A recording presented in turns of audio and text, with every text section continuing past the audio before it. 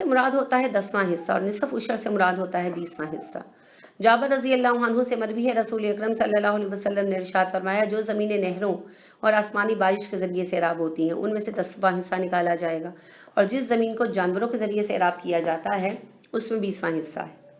اسے مسلم نے روایت کیا، نمبر ہے 981، اور ابو داؤد نے روایت کیا 1597 نمبر ہے، نسائی نے روایت کیا 5ویں جلد 41 نمبر ہے، ابن الحارود نے روایت کیا اور اس کا نمبر 347 ہے، ابن خزیمہ نے روایت کیا 2309 نمبر ہے، شرح معانی الاثار کی جلد 2 میں 37 نمبر ہے، اور دارقطنی نے روایت کیا دوسری جلد میں 130 نمبر ہے۔ عبداللہ بن عمر رضی اللہ عنہ کہتے ہیں کہ رسول اکرم صلی اللہ علیہ وسلم نے ارشاد فرمایا، وہ زمین جسے آسمان یا چشمہ سیراب کرتا ہو یا وہ خود بخود نمی کی وجہ سے سیراب ہو جاتی ہو، اس کی پیداوار میں 10واں حصہ ہے زکوٰۃ، اور جسے کنویں سے پانی کھینچ کر سیراب کیا جاتا ہو اس کی پیداوار میں 20واں حصہ زکوٰۃ ہے۔ اسے امام بخاری نے روایت کیا اور اس کا نمبر 1483 ہے۔ تو بات یہ ہے کہ اگر ایسے ذریعے سے زمین سیراب کی جاتی ہے جس میں مشقت نہیں ہے، مشقت بالکل کم ہے، تو پھر 10واں حصہ زکوٰۃ نکالی جائے گی، اور اگر مشقت طلب ذریعہ ہے، مشقت بھی آتی ہے، خرچہ بھی آتا ہے، تو ایسی صورت میں پھر جو زکوٰۃ ہے وہ 20واں حصہ کر دی جائے گی، نصف عشر کا آدھا کر دیا جائے گا۔ تو اب بات یہ ہے کہ جو ابھی میں نے نصاب بیان کیا، میں یہ بات کر رہی ہوں، ان دونوں میں تطبیق ہے کہ ایسی زمینوں سے جب نصاب پورا ہو جائے، 5 وسق غلہ بن جائے، تو پھر اس میں سے 10واں حصہ نکالا جائے گا اگر وہ بارانی زمین ہے، اور اگر اس کو خود سیراب کیا جاتا ہے تو پھر اس میں سے جو ہے غلے میں سے جو نصاب کا غلہ ہے اس میں سے، اس سے زائد میں سے 20واں حصہ نکالا جائے گا۔ ٹھیک ہے، ان دونوں باتوں میں کوئی تضاد نہیں ہے۔ کھیتوں میں زکوٰۃ اس وقت واجب ہوتی ہے جب غلہ پک جائے اور ملا ہوا دانہ بن جائے، ملا ہوا دانہ، ٹھیک ہے۔ پھلوں میں یہ جب کھیتی تیار ہو جائے نا، جب تک کھیتی تیار نہیں ہوئی تب تک زکوٰۃ نہیں ہے، کیونکہ اللہ عالم، اللہ نہ کرے کھیتی ضائع بھی ہو سکتی ہے۔ پھلوں میں زکوٰۃ اس وقت ہوتی ہے جب ان کی صلاحیت ظاہر ہو جاتی ہے اور کھجور پک جاتی ہے، انگور میں مٹھاس اور رس پیدا ہو جائے، ٹھیک ہے نا، تو زکوٰۃ اس وقت نکالی جائے گی جب غلہ صاف کر لیا جائے، پھل خشک ہو جائے۔ تو یہ جو ہے عمومی اصول ہے، کیونکہ اللہ رب کریم نے کہا نا، وَآتُوا حَقَّهُ يَوْمَ حَصَادِهِ، کٹائی کے وقت ان کا حق ادا کرو، ان کی زکوٰۃ جو ہے کٹائی کے وقت ادا کرو۔ تو جس وقت پھل اتر جائیں، جس وقت پھل اتریں اور جس وقت فصلوں کی کٹائی ہو، اس وقت ان کا حق جو ہے، زکوٰۃ جو ہے وہ نکالی جائے گی۔ لہٰذا عبداللہ بن عمر سے مروی ہے کہ نبی کریم صلی اللہ علیہ وسلم نے بائع اور مشتری کو کچے پھلوں کی خرید و فروخت سے منع فرمایا۔ یہ بخاری کی 2194 نمبر حدیث ہے اور مسلم کی 1534 نمبر۔ اسی طرح ابو ہریرہ کے الفاظ ہیں کہ پھلوں کی بیع نہ کرو جب تک کہ وہ پک کر تیار نہ ہو جائیں، اسے بھی مسلم نے روایت کیا 1538 نمبر حدیث، اور ابن ماجہ نے اسے روایت کیا 2215 نمبر حدیث ہے۔ جابر کہتے ہیں کہ نبی کریم صلی اللہ علیہ وسلم نے پھلوں کو اس وقت تک بیچنے سے منع فرمایا جب تک کہ ان کی پختگی ظاہر نہ ہو جائے، تو بخاری کی 1487 نمبر حدیث ہے اور مسلم کی 1536 نمبر حدیث ہے۔ انس کہتے ہیں کہ رسول اکرم صلی اللہ علیہ وسلم نے ارشاد فرمایا کہ پھلوں پر سرخی آنے سے پہلے انہیں نہ بیچو، اور انہوں نے بیان کیا کہ اس سے مراد یہ ہے کہ جب تک وہ پک کر سرخ نہ ہو جائیں۔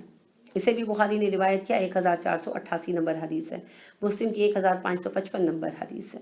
تو دیکھیں، پھلوں میں زکوٰۃ اس وقت واجب ہوتی ہے جب وہ بکنے کے قابل ہو جائیں، جو ان کی فروخت کا وقت ہے۔ تو جب پھل پک جائیں، ان کی پختگی ظاہر ہو جائے اور غلہ اپنی ڈالیوں میں پک جائے اور اس کے کٹنے کا وقت آ جائے، اس وقت زکوٰۃ واجب ہوگی، ٹھیک ہے۔ تو اسی طرح عتاب بن اسید سے بیان مروی ہے کہ رسول اکرم صلی اللہ علیہ وسلم نے ارشاد فرمایا کہ انگور کا اندازہ لگایا جائے جیسے کھجور کا اندازہ لگایا جاتا ہے، اور اس کی زکوٰۃ منقع کی صورت میں وصول کی جائے، جیسے کھجور کی زکوٰۃ خشک کھجور کی صورت میں لی جاتی ہے۔ تو یہ جو روایت ہے نا، اس کی بنا پر بعض لوگ کہتے ہیں کہ پکنے سے پہلے ہی اندازہ لگا لو، تو یہ ضعیف ہے، اس کو علماء نے ضعیف قرار دیا، اسی وجہ سے یہ دلیل نہیں ہے۔ پھر ویسے بھی اس کے اپوزٹ قرآن کی صحیح آیت موجود ہے جو کہ اللہ نے فرمایا وَآتُوا حَقَّهُ يَوْمَ حَصَادِهِ، جس دن فصلوں کی کٹائی ہو اس دن اس کا حق نکالو۔ اور رسول اکرم صلی اللہ علیہ وسلم نے یہ جو بیچنے کے متعلق میں نے آپ کو حدیث سنائی نا، اصل میں جب فصل بکنے والی ہوتی ہے تبھی اس پر زکوٰۃ بھی آتی ہے، تو لہٰذا کچی فصل بیچی نہیں جا سکتی، تو کچی فصل پر زکوٰۃ بھی نہیں لی جا سکتی، ٹھیک ہے۔ تو یہ رسول اکرم صلی اللہ علیہ وسلم کے بتائے ہوئے۔ اسی طرح شہد میں بھی عشر لیا جاتا ہے۔ عبداللہ بن عمر رضی اللہ عنہ فرماتے ہیں کہ نبی کریم صلی اللہ علیہ وسلم نے ارشاد فرمایا शहद से 10वां हिस्सा लिया जाएगा। ये इब्न माजा की हदीस है, इसका नंबर 1477 है। अल अरवा ने इसको बयान किया, 810 नंबर है इसका। अबू दाऊद ने इसे बयान किया और इसका नंबर 1424 है। इब्न माजा ने बयान किया, 1827 नंबर है। अबू सय्यारा बयान करते हैं कि मैंने कहा अल्लाह के रसूल सल्लल्लाहु अलैहि वसल्लम, मेरे पास शहद की मक्खियाँ हैं। आपने फरमाया तो 10वां हिस्सा अदा किया करो। इब्न माजा ने बयान किया इसे, इसका नंबर 1486 है। और अहमद ने बयान किया, चौथी जिल्द में इसका नंबर 236 है। बहकी ने बयान किया, चौथी जिल्द में इसका नंबर 126 है। तो लिहाजा जो शहद का कारोबार करते हो उनके लिए शहद का 10वां हिस्सा यानी अपनी जो है इनकम उसका 10वां हिस्सा अदा करना, उसमें उशर है शहद की पैदावार में। अब्दुल्ला बिन उमर कहते हैं कि रसूल अकरम सल्लल्लाहु अलैहि वसल्लम ने इरशाद फरमाया, हर 10 मशकों में एक मश्क ज़कात है। तो इसे तिरमिज़ी ने रिवायत किया, 514 नंबर हदीस है। और अल अरवा ने इसको जो है बयान किया, तीसरी जिल्द की 286 नंबर हदीस है। तिरमिज़ी ने बयान किया, 669 नंबर हदीस है कि हर 10 पैकेट्स में से एक पैकेट ज़कात है, तो वही फिर 10वां हिस्सा हो गया ना। तो लिहाजा शहद की मक्खियाँ जो हैं जो पालते हैं, कारोबार करते हैं शहद का, तो उन पर शहद के 10वें हिस्से पर ज़कात है। तो घटिया शहद या घटिया चीज़ देना जो है वो जायज़ नहीं है, अच्छी चीज़ देनी चाहिए। हज़रत अली रज़ी अल्लाह अन्हु से जो एक रिवायत बयान की जाती है कि शहद पर कोई ज़कात नहीं है, और इसे बयान किया है बहकी ने, और चौथी जिल्द की 128वीं रिवायत है ये। और इसकी सनद में हाफिज़ इब्न हजर कहते हैं कि हुसैन बिन ज़ैद रावी जो है वो ज़ईफ़ है और ये हदीस ख़ुद ज़ौफ़ का शिकार है, और उसके मुकाबले बिल्कुल सही हदीस मौजूद है। लिहाजा शहद में भी उशर है 10वां हिस्सा, तो ये ज़कात जो है ये दी जाएगी। इसके अलावा रक्काज़ में जो है मादनियात वगैरह जो है ना, इनमें भी ख़जाना ज़मीन से जो निकले और जो मादनियात निकले इनमें भी ज़कात है। मदफून ख़जाने, रक्काज़ मदफून ख़जाने को कहते हैं। तो इसको फिर मादनियात को और रक्काज़ को अलहदा लिया गया है।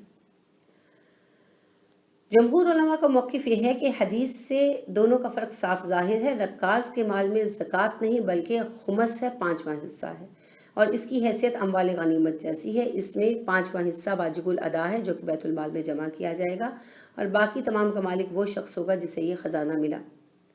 ठीक है, तो रक्काज़ से मुराद जो है ना लिया जाता था मदफून ख़जाने जो निकल आए। फिर रसूल अकरम सल्लल्लाहु अलैहि वसल्लम ने इरशाद फरमाया कि आपसे रक्काज़ के मुतल्लिक़ पूछा गया तो आपने फरमाया इससे मुराद वो सोना है जिसे अल्लाह ताला ने ज़मीन में उस दिन पैदा किया था जिस दिन ज़मीन और आसमान बनाए थे। तो ये रिवायत ज़ईफ़ है और इसका ज़ौफ़ शदीद है, इसी वजह से इससे मुराद मादनियात नहीं ली जाती, बल्कि रक्काज़ का लफ्ज़ जो है वो अरबी लुग़त में मदफून शुदा ख़जानों ही के लिए इस्तेमाल होता है। और जमहूर उलमा इसी के कायल हैं कि अगर किसी को ज़मीन में दफन शुदा ख़जाना मिले तो ये रक्काज़ कहलाएगा। इसका 5वां हिस्सा बैतुल माल को अदा करेगा और बाकी हिस्सा जो है माल का वो खुद उसी को मिलेगा। रक्काज़ से 5वां हिस्सा देना ज़रूरी है। अल्लाह रब्ब करीम ने इरशाद फरमाया कि ज़मीन से जो कुछ तुम्हारे लिए निकाला गया उसमें से हिस्सा अदा कर दो। सूरह बकरा की 267 नंबर आयत है, जो कि पहले भी मैंने आपको बयान की। तो इससे मुराद ज़मीन से निकलने वाली तमाम चीज़ें हैं, उनमें नबातात भी शामिल हैं और मदफून ख़जाने भी। अबू हुरैरा कहते हैं कि रसूल अकरम सल्लल्लाहु अलैहि वसल्लम ने फरमाया, जानवर से जो नुकसान पहुँचे उसका कुछ बदला नहीं, और कुएँ का भी यही हाल है और कान का भी यही हाल है, और ज़मीन रक्काज़ में से 5वां हिस्सा लिया जाएगा। यानी कि अगर कोई जानवर की टक्कर वगैरह से मर गया, कुएं में गिर गया, कान में मर गया, तो उसकी कोई दैत वगैरह नहीं है। और साथ फरमाए कि रक्काज़ में 5वां हिस्सा लिया जाएगा। बुखारी की हदीस नंबर 1499 है, मुस्लिम की हदीस नंबर 1710 है, अबू दाऊद की 3085 हदीस है। ठीक है, तो रक्काज़ जो है ये दफन शुदा ख़जाने हैं। जब ये मिले तो 5वां हिस्सा बैतुल माल को जाएगा, हुकूमत को मिलेगा, और बाकी जो है वो जिसको ख़जाना मिला उसका।